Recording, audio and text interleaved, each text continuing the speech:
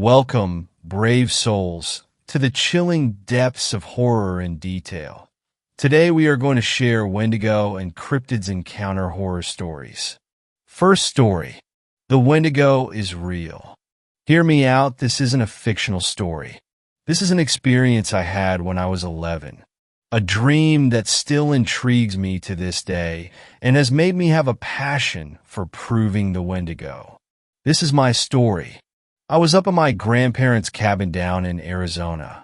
Surrounding the cabin was a mix of desert landscape and lakes with pine trees surrounding. It was beautiful but strange. I would always take hikes by myself with a .22 caliber hunting rifle. I would start by hopping on the back of an ATV and finding a nice stream to hike up. It was always fun for me, and I loved the peace and quiet. Yet all of this beauty had something dark amidst it. It was night, and I could hear the coyotes howling and the screech of mountain lions in the night. I was sitting on the porch in a rocking chair, brandishing my .22 caliber. I was tired and laid it down. I started to just rock in the chair. I didn't want to fall asleep outside, so I went back in and plopped myself on the couch. I began to doze off. A dream was awaiting me. I was in the rocking chair again. I just kept rocking and wouldn't move an inch. All I did was stare into the darkness that lay in front of me. There was a sound in the woods. I could hear the crunching of sticks. The sound only grew closer and closer. A misty fog started to seep onto the porch. I felt paralyzed, unable to move a single muscle. I was frightened at this point. I could now make out a loud breathing and grunting. Then I saw it. Staring at me on 2 feet was a thing that looked like a deer decaying. Its skull was exposed, and it had what looked like moss hanging from the antlers. Its whole body was rotten, and I could feel its breath on me. Then I woke up. After years went by, I would have that dream come back and back to me. I felt like there was something more to it. Usually, we brush bad dreams aside. Yet this again seemed like more than a bad dream. One day I was watching YouTube and I saw a video. It was called Cabin Fever. I was in shock when a drawing came up of what I saw in that dream. I learned of its name, the Wendigo. Never before had I heard of it or seen anything of the like. Still to this day, I search for more answers. Sometimes I even have the same recurring dream. I feel like I'm persuaded to find the truth about whatever the Wendigo is. I almost feel as if I am connected in some way to it. Maybe I am crazy or something, but I just will always feel like there was more to this. Second story. Stay out of the woods during winter. Since I was young, my grandfather always told me not to go into the woods during the winter.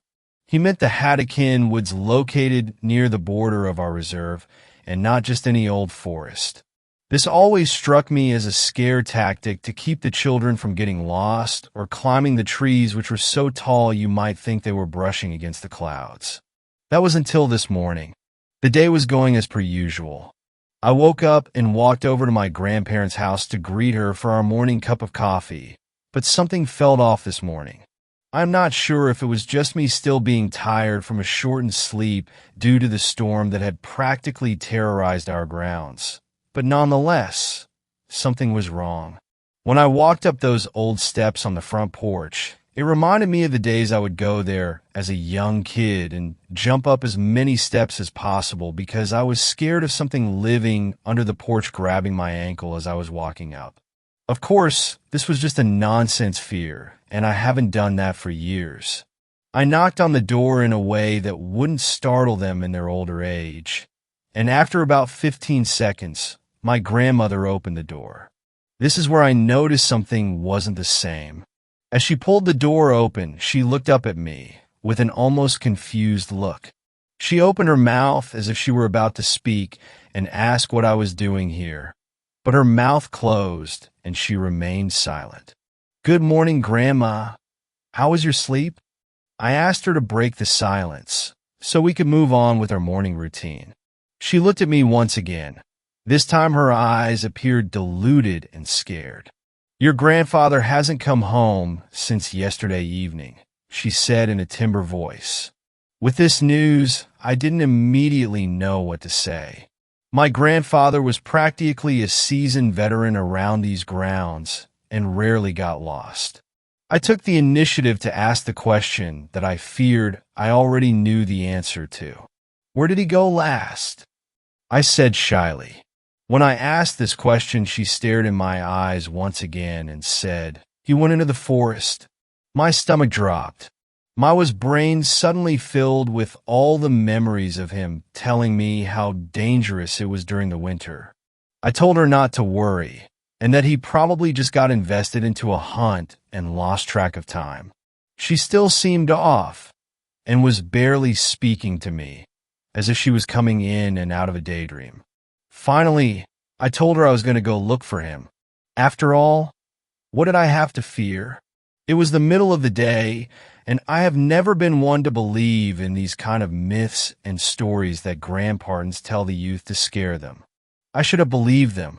I began to walk away, climbing down those porch stairs again, when I heard my grandmother finally speak up once again.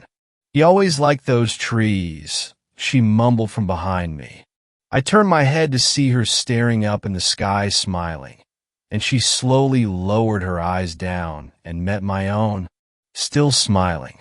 I would be lying if I said that this didn't at least creep me out. I mean, your husband is missing and you are smiling and remembering how he enjoyed the trees? I don't understand. Regardless, I will do my duty and see if I can find him. I walked for about 30 minutes, give or take, until I finally reached the border of the infamous woods which I had been so repeatedly warned about. Seemed normal to me. Just a beautiful winter day where the bare trees held a couple inches of snow on each branch. A small amount of wind in the air, just enough to blow the snow around from time to time, but not enough to whistle. I began walking. Luckily, the snow was only a few inches deep, and my boots were high enough to cover until just below my knees. I walked and I walked, calling out, "Grandpa, Grandpa," over and over again in hopes he would hear me. He didn't respond. That was until I could have sworn that I heard someone whistling near this large oak tree about 100 feet in front of me.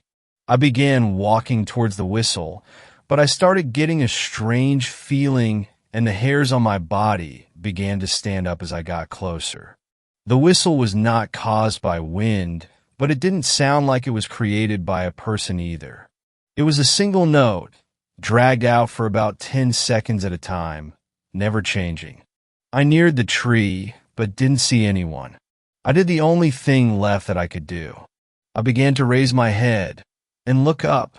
There he was, tangled in the branches with what looked like every limb on his body being broken, as if he had fallen from the top but got stuck on the way to the ground. I began to cry and scream for help, but then I heard that whistle again. Same note, same length. I looked up again, but this time his eyes were wide open, and his pupils were dilated just like my grandmother's this morning when I met her for coffee. I'm not proud of what happened next, but honestly I don't know what anyone else would have done. I ran as fast as I could back to the reserve. I was running, crying, screaming, and just hoping to see another pair of eyes that looked normal so I could get that image out of my head. I wanted to see my grandmother, but I was scared of her, and I was not sure if I could handle it. But of course I had to tell someone that my grandfather is in that tree and potentially alive. I went back to my place first to calm myself down, as I was not even entirely sure what just happened was real. I took about 5 minutes to calm down, have some water, and get prepared to handle the situation I am now directly in the middle of. Finally, I opened my front door ready to deal with whatever I had just experienced. I began to run over to my grandparents' house again, almost tripping because my boots were not great for running, but I didn't care. I just had to get to their house. I got to the stairs of the porch and began to climb them just like I do every morning, and just as I was about to knock on the front door, I heard something I couldn't believe. The whistle. The same one I heard in the woods not long ago. My body froze. Every hair on my body stood up once again, and I was struck with the most fear I had ever felt in my life as I saw my grandmother and grandfather staring at me through the front window, both smiling with huge black eyes and then whistling that same note in unison. I turned and ran as fast as I could, still hearing that same note being whistled in the distance, not stopping until I reached my house. I slammed the door behind me and locked it immediately. There was immediate silence, the kind of silence that makes you feel uneasy and anxious. A silence that is so loud it was deafening. I shut the blinds and sat in my house alone, left to think about what I had just experienced. The only thing I could think to do was write about it so I could recollect and see if I'm going crazy or not. Maybe I am, who knows? Maybe I imagine the entire thing, because honestly, that would be better than it all being real. Third story. The Wendigo. Wendigos can take the form of a human. They stay hidden in the shadows, waiting patiently for an opportunity. A Wendigo appears human, but behind their eyes the true terror is only skin deep. A Wendigo has the ability to mimic another human, and a Wendigo can match the facial expressions and even voice of a loved one, if needed. In doing so, no one is wiser to the ulterior motives. A pitch-perfect facade designed to lure in unsuspecting humans. Wendigos don't exist, though. They are figments of a past culture, a myth created by a society fearfully aware of the evil that lurks. Why then was the Wendigo invented? To what purpose were these skin crawlers invented? Their vicious, emotionless malice and razor teeth.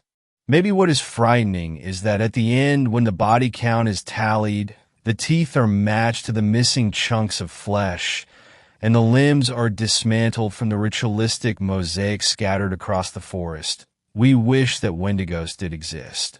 We wish to invoke something non-human to account for our anti-human tendencies. Perhaps creating evil is truly easier than confronting the true terror behind the perfected mimicked emotion, the fake illusion of empathy and kindness. Perhaps the evil we fear is something all too human. Fourth story. I hunted the Wendigo that ate my sister. Last summer, my younger sister went missing on a camping trip with friends. She had just turned 20, and we had started to drift away from each other. I'd gotten busy focusing on my own life. I left the country for a new job. When I came back at Christmas, I found out she had gone missing. It explained why she hadn't been answering my messages. I didn't understand why no one contacted me about her disappearance.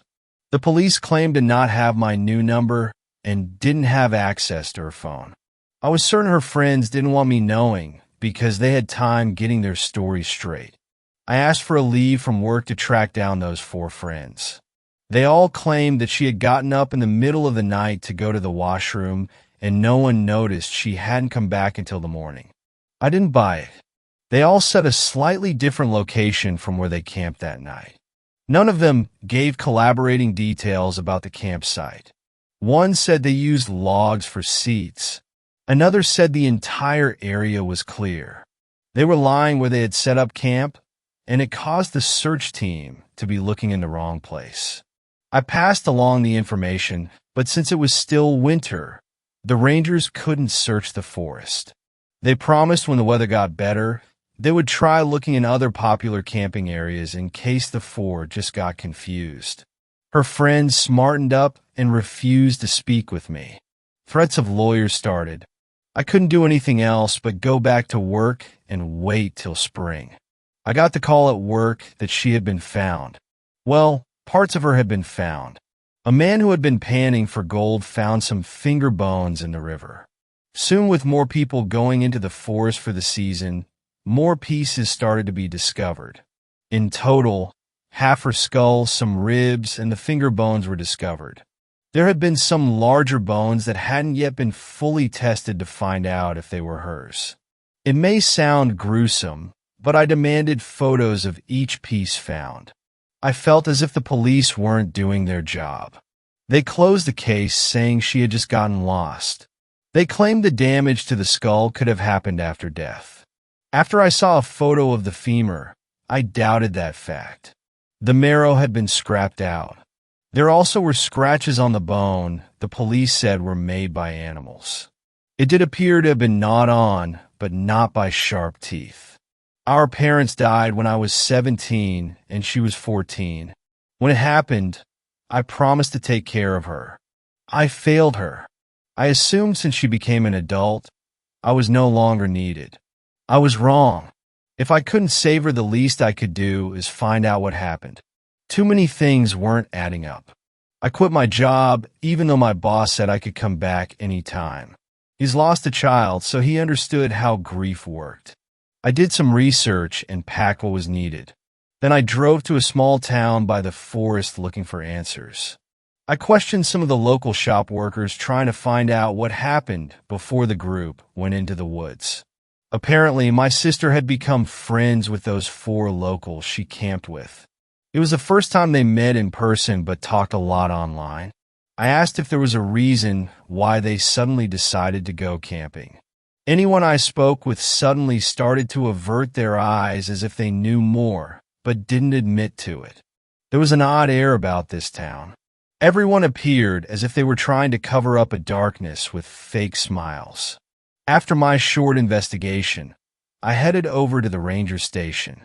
I've spoken with them on the phone before, but I figured I would press my luck trying to get more information if they couldn't just hang up. Only 2 people were inside the small ranger station. An older man who was double my size, but I bet he was still fit enough to do his job.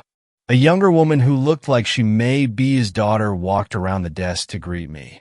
She was extra friendly and reminded me a little of my sister. "I'm Dustin Hill. I've spoken to Ranger Dan before," I said, and her face dropped a little. Her smile was strained once she knew who I was. The other ranger didn't get up from his chair. His face was half hidden by a large local newspaper. He flipped the pages, trying to ignore me. "I have no news for you," he said, not even looking up. I wondered if he could feel my glare at the back of his head. The younger women looked between us in distress, unsure of what to say. "May I have a map of my sister's last location? I'm not from the area, and I don't want to get lost." The older ranger sighed and stood up. He sorted through some papers and grabbed a trail map. At least he was patient, telling me which path to take and how long the hike would be. He had nothing personally against me.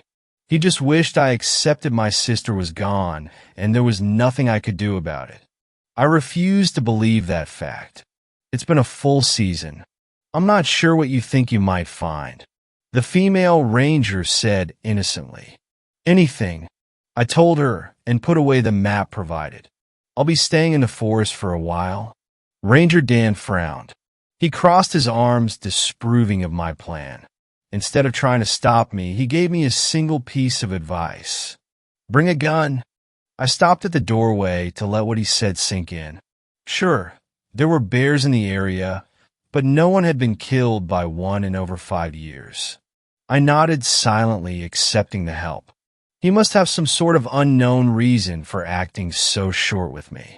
If I only knew what that was, I may be closer to finding out what happened to my sister. I would discover this town's secrets sooner than I thought. It was too late in the day to start at the campsite. I rented a motel room, planning to set out in the morning. After it got dark, I put on my jacket to go outside for a quick smoke. I've been quitting on and off since my parents died. A figure pacing out by my window was also the reason why I decided to head outside. I startled the female ranger from earlier in the day. She had been trying to work up the courage to knock. She almost left when she saw me. It took her a moment to collect herself. It would be pointless going to that campsite, she told me. "It is because my sister was never there?" I asked her. Her lips tightened, showing that was the truth. She chewed on the inside of her cheek, not wanting to continue speaking. "Yes, I hated lying. Where they really went is complicated. I don't think taking a hike is overly complicated. Tell me, I pressed after I lit a cigarette. My voice had grown cold after my sister died. I only cared about finding out the cause and nothing more. I think my harsher demeanor unnerved a lot of people. They went to Rosethorn Cabin. It's a local legend around here. She started. My sister had always liked ghost stories and urban legends. She didn't know what she wanted to do as a career yet. The last I heard, she held down a few part-time jobs while trying to figure out the rest of her life. Had she come here because she wanted to write about legends? She had always been good at writing. 10 years ago, the two children of the mayor went to their cabin late in the season. A massive snowstorm hit. From what I heard, there was a misunderstanding where they were staying. It was a month before anyone figured out they were stranded in the cabin. When a small rescue team arrived, they found the son in good health, but the daughter was nowhere to be found. She let the implications sink in. It was a tragedy that didn't need to happen. But what does the death of a girl 10 years ago have to do with my sister? So, no offense, but I don't care what happened to them. I harshly said. After what happened, the mayor tried to pay people to keep quiet. The son went back into the woods to live in the cabin. Some people say it was to get away from people accusing him of a crime, but others claim something else. That he, became a Wendigo. She almost looked embarrassed saying the word. I've heard about them in passing. I wasn't into myths as much as my sister. All I knew about them was that you could become one if you ate human flesh. And for some odd reason, they had antlers and a lot of images people made of them. Why do they think that beyond the suggestion, he ate his sister to stay alive? Did he start acting weird? Did he look weird? I questioned. He disappeared from the cabin after the first winter. People claim to see a pale, thin, wild man living in the woods. A few campers have gone missing only to have their bones to be found, but with the marrow gone, as if something had eaten it. She paused to rub her arms as if she had gotten a chill. She also started looking around, expecting someone to be listening to our conversation. I didn't believe in the whole Wendigo idea, but I would consider the Rosethorn son to have gone insane. She pulled out some papers from her back pocket and held them out for me to take. I'm sorry about your sister. Her death should not have happened. The mayor has since become a powerful politician. He's done everything in his power to ensure it's not well known that his son might be living in the woods killing and eating people. Even if you find evidence that proves your sister was murdered by our local Wendigo, you may never be able to get the truth out there. Still, I made you a map of how to get to the cabin. I hope you find what you're looking for. I thanked her for the help, truly glad someone in this town was willing to tell me the truth. She soon left, not wanting to be caught. People of this town thought there was a monster in the woods. They had been tight-lipped for my safety. I finished smoking and then went back inside the small motel room ready to try and get some rest. I would need it for the hike the next day. I checked out in the morning. I wasn't the best at reading maps, but this one was simple enough to understand. The trails up to the cabin weren't marked. They almost had been grown over due to lack of use. I needed to take a few breaks because my pack was too heavy. My job had always been in an office. I wasn't used to hiking. My body hated every moment, but I forced myself to carry on. I found the cabin a few hours before sunset. My stomach hurt from stress and hunger.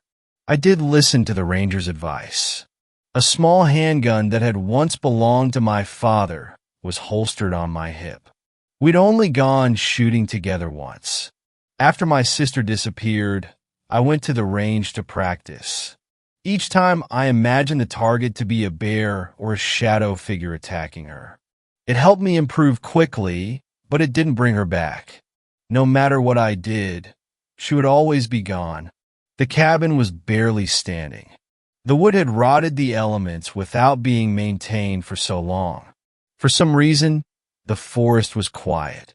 The closer I got to the cabin, the less I heard the birds in the trees.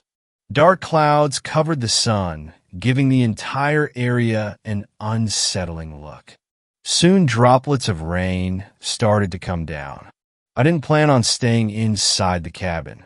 I went inside to avoid the rain, wondering if the weather would get so bad that it would force me to sleep inside for the night. The floorboards creaked with every step.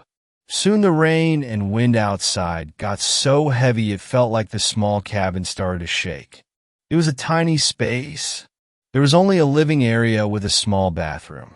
No furniture remained. Only a rusted, useless stove. At least the fireplace still worked. It took a few minutes to get the fire going. Then I took out my flashlight, trying to see better in the gray light. The wooden floors were less rotten inside. There were some odd spots where someone had scrubbed them as clean as the old wood could be. I got down low to run my fingertips over old scratches on the floor. Tracing my fingers over them, I realized they looked to be made by something with fur claws. For an hour, I crawled over the floor, desperately looking for anything. A scrap of fabric or some bloodstains. I needed proof that my sister had been here. Just before I gave up, my light caught something between the cracks of the floorboards. I used my Swiss Army knife and carefully lifted the small object out from between the two boards. When it was in my hand, my heart nearly stopped from pain. I held a small silver letter charm. When my sister graduated, I bought her a bracelet that you could add charms to. The first one was an L for Lexi. She hated going by Alex, but as a big brother, I used her full name to annoy her. I gave her the bracelet to apologize for not respecting her name and promised to be better. I expected to get emotional finding something of hers. I've been almost numb since I heard about her disappearance. Even thinking her name almost felt to be too much. But now, I only felt a deep heat inside my chest. The charm was put away somewhere safe.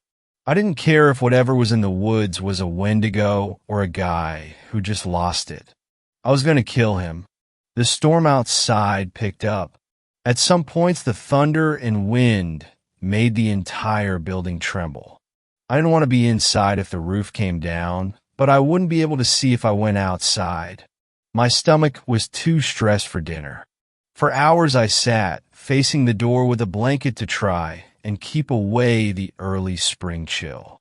I planned to stay out here for as long as my food held out for. I didn't need to wait that long. When the storm started to die down, an odd smell came into the air. I buried my nose in the blanket, trying to avoid it. It grew so strong my eyes started to water before I started to get adjusted to it. When I was younger, a trash bag broke when I tried to take it out of the can. Inside were some freezer-burned steaks we had thrown out along with other food waste. This smell was similar, but much more pungent than days-old rotten food sitting in the summer heat. Since the rain died down, I could hear the footsteps from outside getting closer to the door as the smell grew. My fingers tensed, ready to draw my weapon. So very slowly the door started to open, creaking as it did so. A tall, thin figure took a single step inside the cabin. My eyes had long since adjusted to the dark. Because of this, my body froze in fear seeing what had just entered the cabin. He wore scraps of dirty, stained clothing.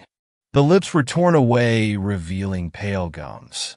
This person had no muscle mass and looked to be a walking skeleton with a thin layer of skin clinging to their bones.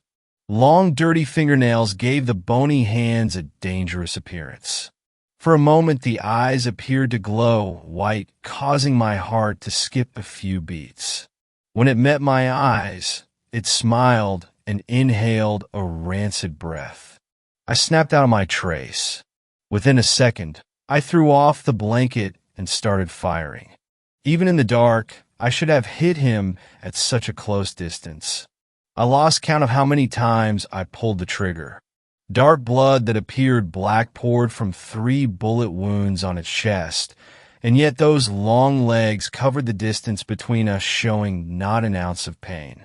It fell on me. I kicked, threw punches, and did everything I could to get that vile creature away. To my horror, it started laughing. My arms were pinned down by strength it should not possess. I've never felt so scared and helpless before. "You smell like her," a low voice rasped. I felt as disgusted as I was angry. I hated this thing with every single fiber. Amused, he brought his face closer. The stench was almost overwhelming. Thick blood dripped onto my clothing, soaking through. Strangely, it felt ice cold.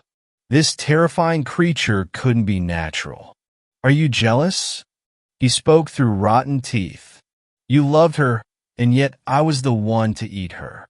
To have her be a part of me forever. Don't you wish it was you?" I shut my eyes, trying to force back the sheer rage. A chill ran down my back as my mind thought of something I tried to hide from. That I had nothing left of my sister. Everything she left behind didn't feel like hers. Not even the charm I found. She was gone from this world, and I couldn't seem to find anything to hold on to. A sound came from myself I first assumed was a wild animal outside. I forced everything into my arms to throw off this creature. It tried to recover and claw at my face. In my fury, I lashed out and bit down so hard on one of its fingers that my teeth ripped it off.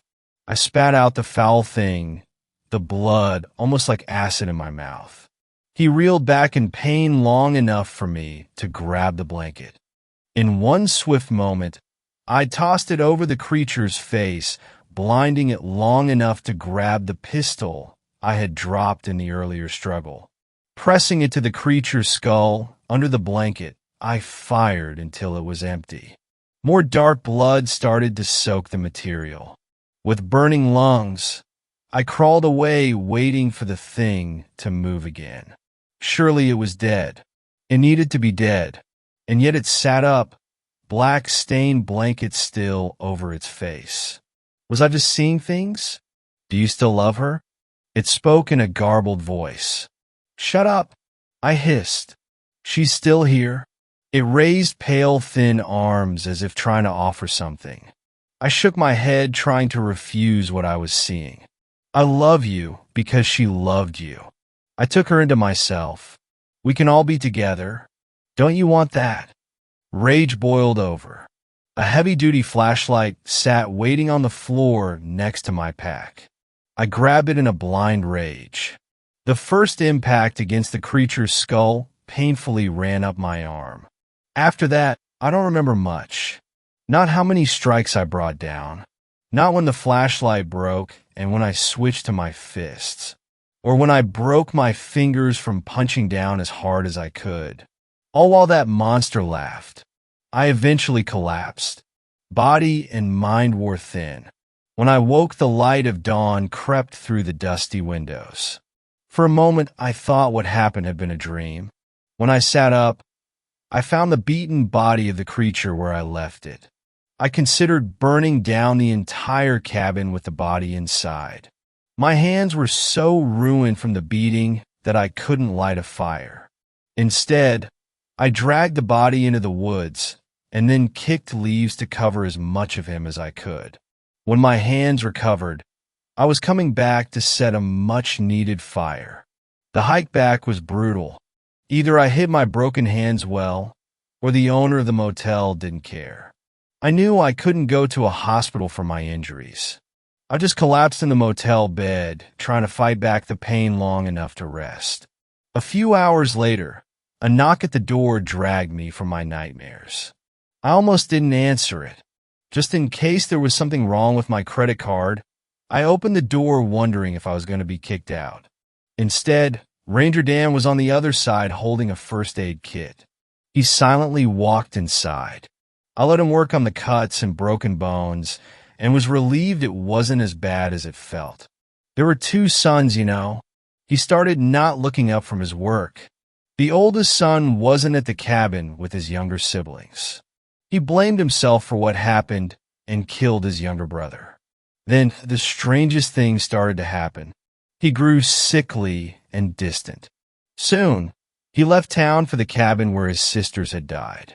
We all knew something wasn't right with him, but we didn't know how bad it was until the bones, missing the marrow, showed up after some hikers disappeared over the years.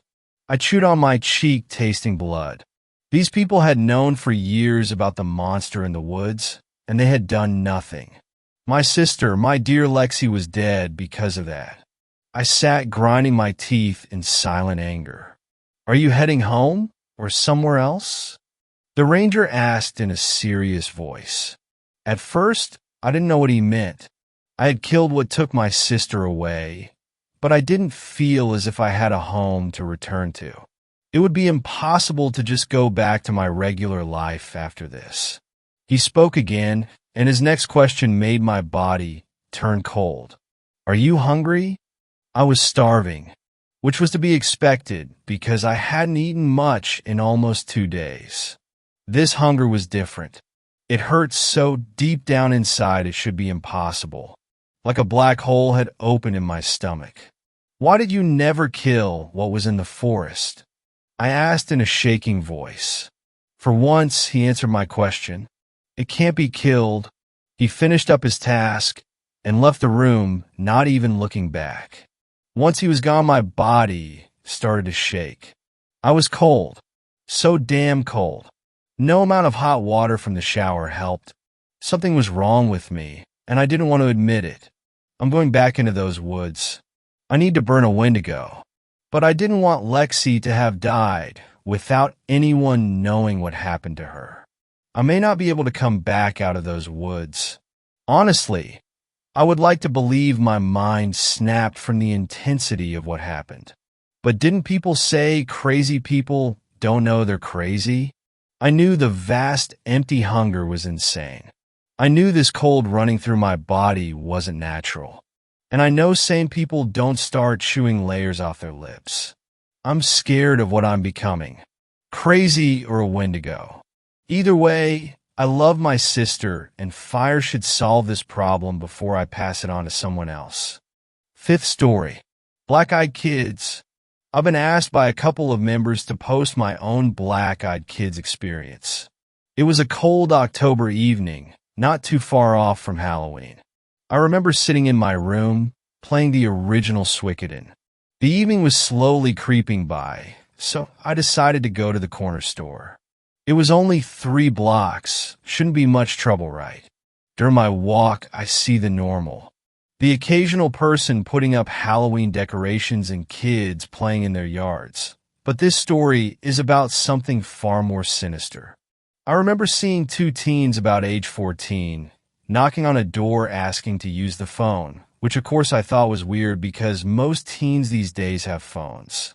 As I kept walking, they stopped and stared at me for a short moment. I felt the blood in veins chill. I felt so creeped out I hurried to the next block. The next block seemed fine until I looked behind me and saw the 2 teens were following me. I took off sprinting to the store at this point. I saw the sign for the store, and relief washed over me. I opened the door, and I told the cashier about what happened on the way here.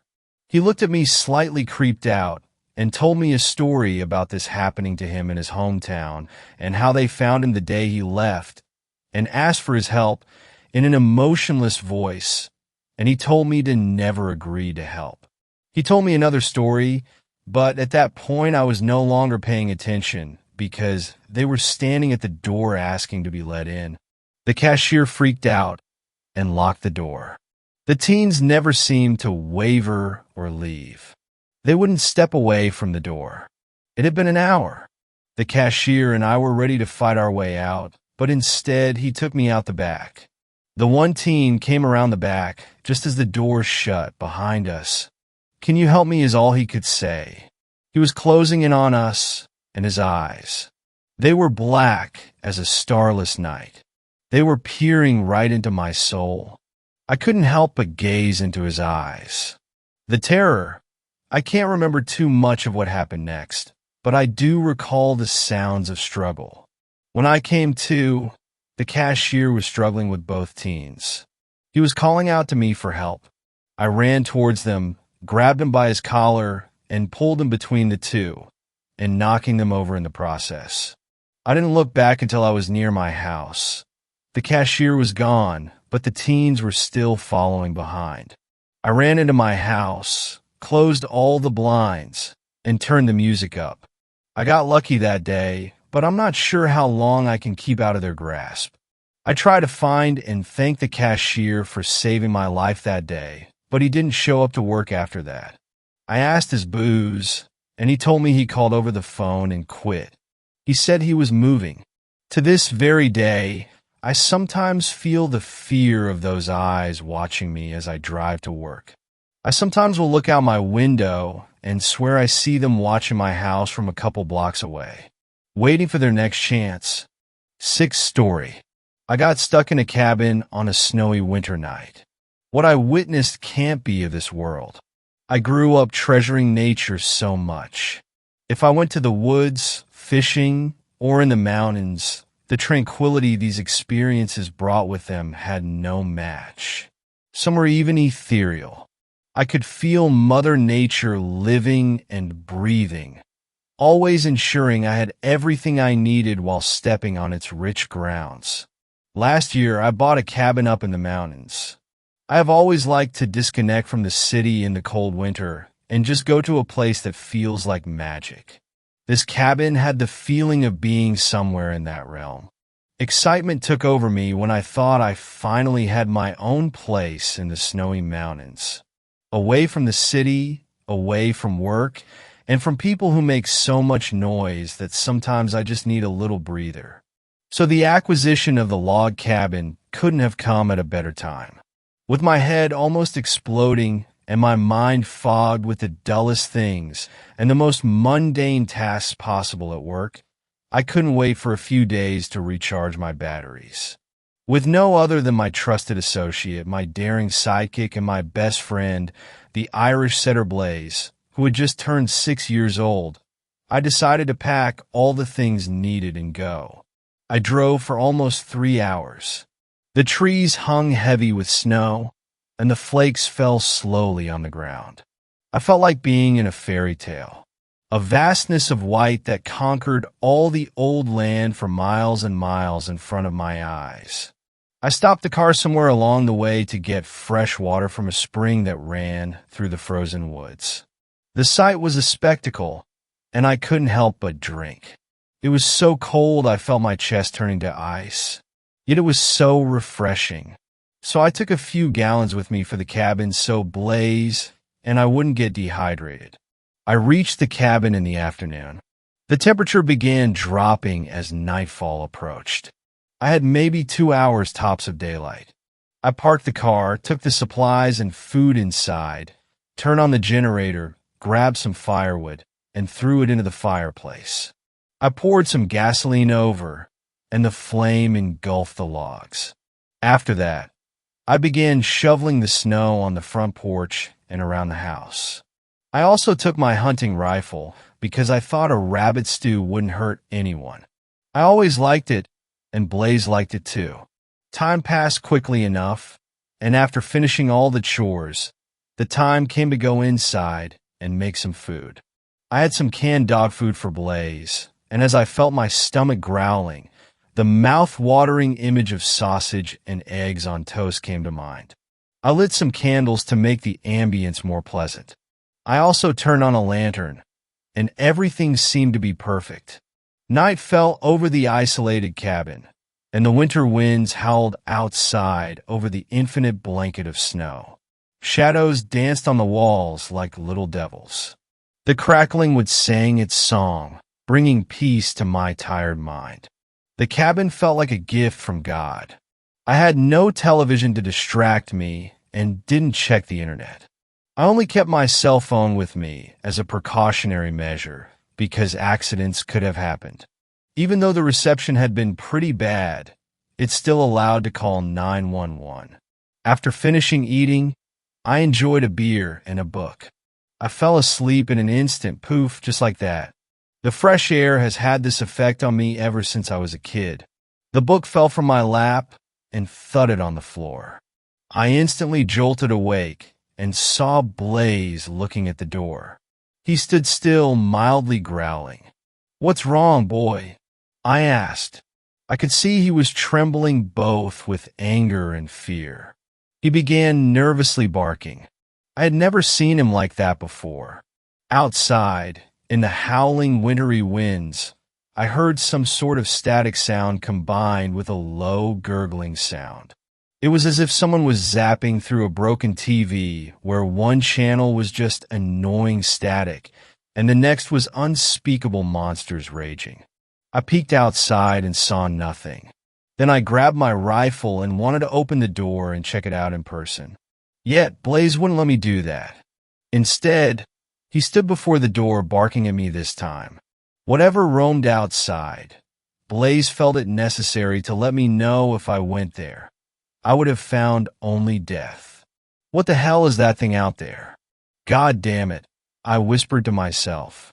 I glanced outside the window again, and I thought I saw a shadowy figure looking at the cabin. It looked back and then went out of sight. Blaze barked as loud as his lungs could take it. "Blaze, come here, boy. Get here now." I called him. The only weak point was the window.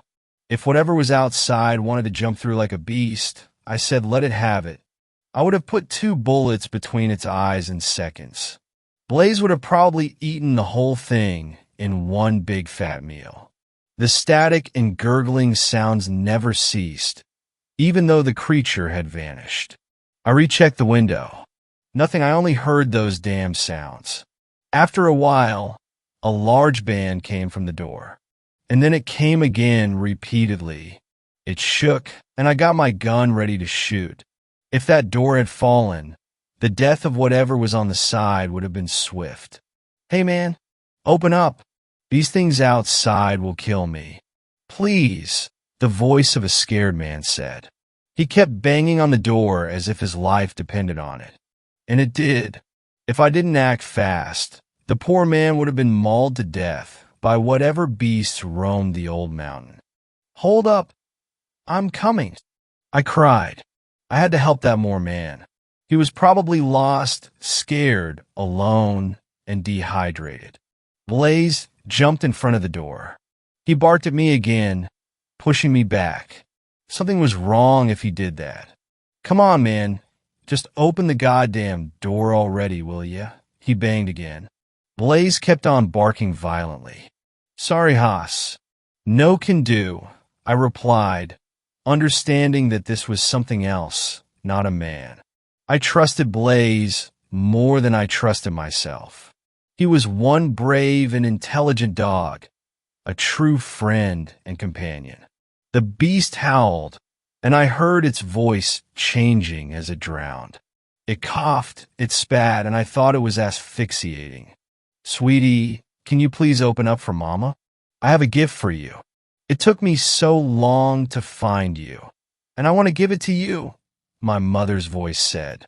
"What the f—" I said, almost dropping the rifle from my hands. My mom died when I was just a kid, and except for her warm smile, the voice was the only other thing I remembered about her.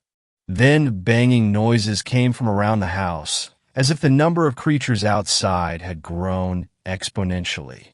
I had gone there expecting to find paradise and solitude, but it turns out hell had frozen over in that exact place. Nothing natural and of this world could have made those noises and then mimicked my dead mother's voice. Again, I checked the situation outside. The shadowy creatures had grown in numbers. I counted 12 of them. 6 just stood motionless while the other 6 growled, snarled, and howled in the dead of night. I saw one of them coming closer to the window and went a few steps back. It glued its dead eyes to the window. It didn't have a nose, just 2 small holes. Its mouth was a straight horizontal line. It opened it and sucked on the window. In doing so, it revealed small rows of sharp teeth. "Why don't you open up for your dear old grandfather? It's cold outside, sonny boy," the creature snarled. Grandpa died too when I was just a kid. After my mom's death, he had a heart attack because he couldn't cope with her being gone. I just looked at it as it mimicked my grandfather's voice. I don't know how the hell it knew my mom's or my grandfather's voice, but it happened. Maybe it read my mind and browsed my memories. Maybe by doing so, it extracted their voices from my head. Hell, this sounded crazy as hell to me, but what I had witnessed shouldn't have been possible. And just seeing that craziness, every scenario I thought it might have been likely.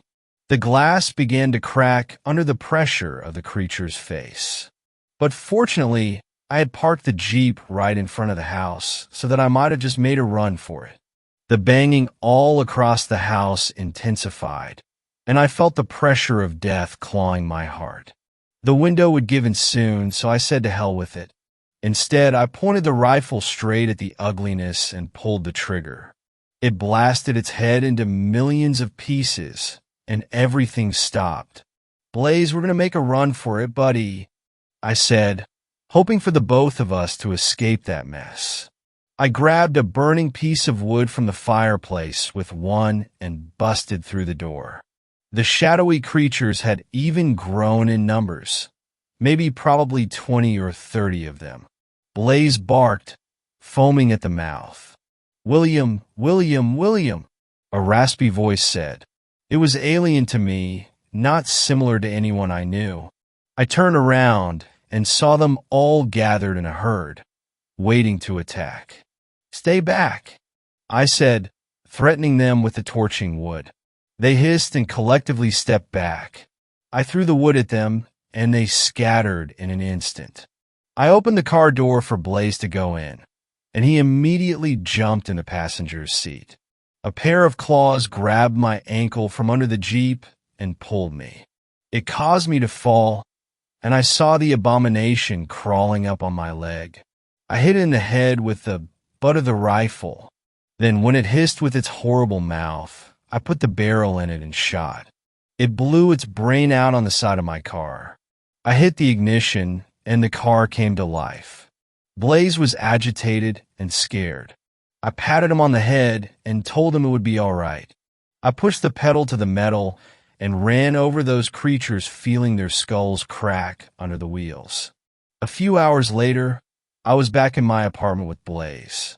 It was quiet. Maybe the city wasn't so bad after all. This happened last year. A few weeks after the incident, I received an anonymous message saying, "Hello, William. You need to come back to the cabin. There are urgent matters that I need to talk to you about. I'm one of your neighbors. Sincerely, Thomas." I did remember seeing a few houses on my way up there, but didn't think to stop. Also, the former owner had vanished into thin air. I didn't go back yet. Maybe somewhere in the future. Thanks a lot for watching the video till the end. Subscribe to our channel Horror in Detail. Drop your opinions/suggestions in the comment section, and like the video as it helps with the YouTube algorithm.